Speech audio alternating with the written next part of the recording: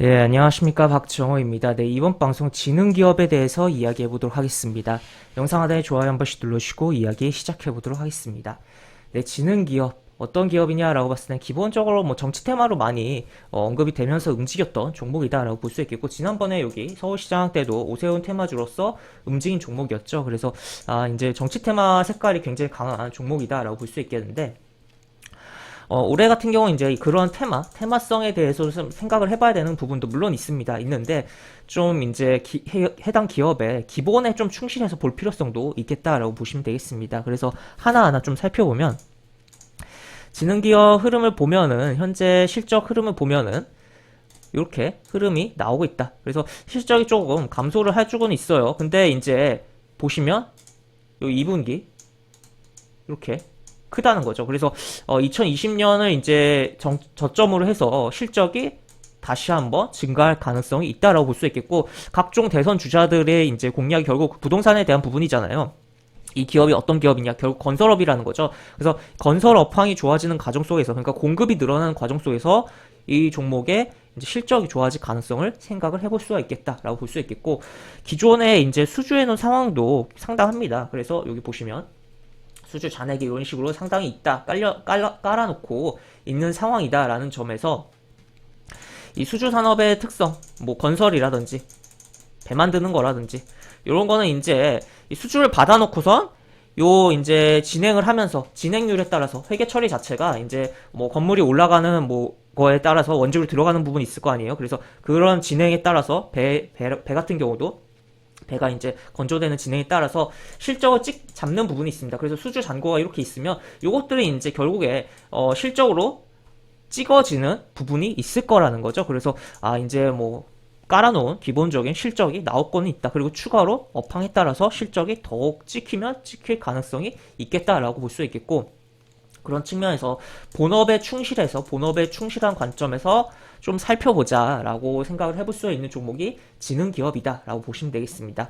다만 올해 같은 경우는 지금 일단 이런 본업에 대한 측면을, 일단 가장 중요한 건 본업이에요. 본업인데 이 6월에 이제 대선 끝나고 6월에 이제 지방선거가 있습니다. 지방선거. 이 지방선거 같은 경우 국회의원 제외하고 뭐 교육감부터 각종 지자체장이라든지 뭐 시의원이라든지 뭐 그런 거가 진행될 거거든요. 투표가. 그러면 이 종목의 경우는 아까도 이야기했듯이 정치 테마성 색채가 강한 종목인데 다시 한번 부각될 수가 있다. 왜? 이때 이제 재보궐이었거든요. 서울시장 재보궐선거였기 때문에 임기가 1년이 좀 넘는 그 정도밖에 안 됐어요. 그리고 요번에 다시 선거가 들어갑니다. 그러면 다시 한번 부각될 여지가 있다라는 거죠.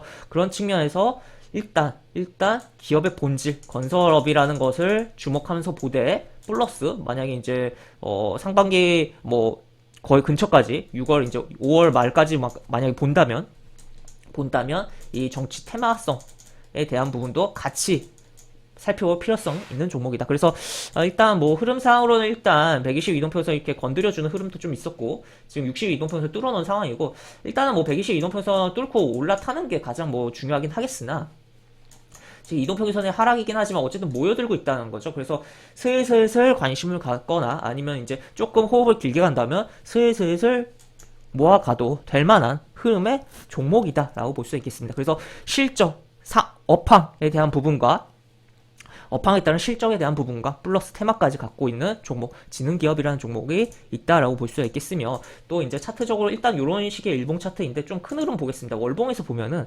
항상 큰 흐름을 보는 게 중요해요. 큰 흐름 보면은 저점 찍고선 코로나 때죠.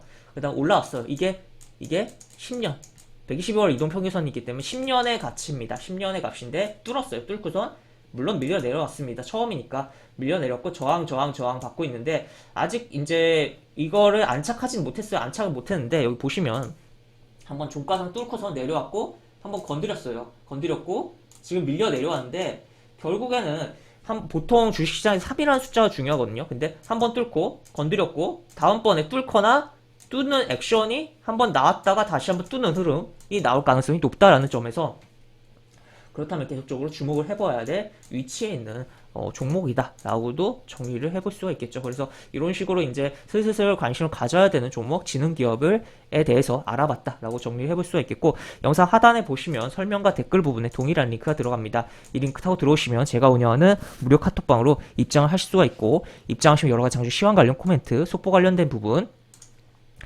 여러가지 부분들 올려드린 부분 있으니까 이 부분 참고해 보시면 주식하시는데 많은 도움이 되지 않을까 싶고, 요 것을 이제 등록을 해 놓으시면 카카오톡 채널이거든요. 여기 등록해 놓으시면 소식에 대한 부분이라든지 또 기습적으로 이제 무료 공개 추천주가 나갈 수가 있는 부분이 있어요. 그렇기 때문에 좀 더 좋은 고급진 정보에 대해서 안내를 받을 수가 있기 때문에 꼭 등록을 해 놓으시라고 안내를 해드릴 수가 있겠습니다. 이상 박정우였습니다. 네, 감사합니다.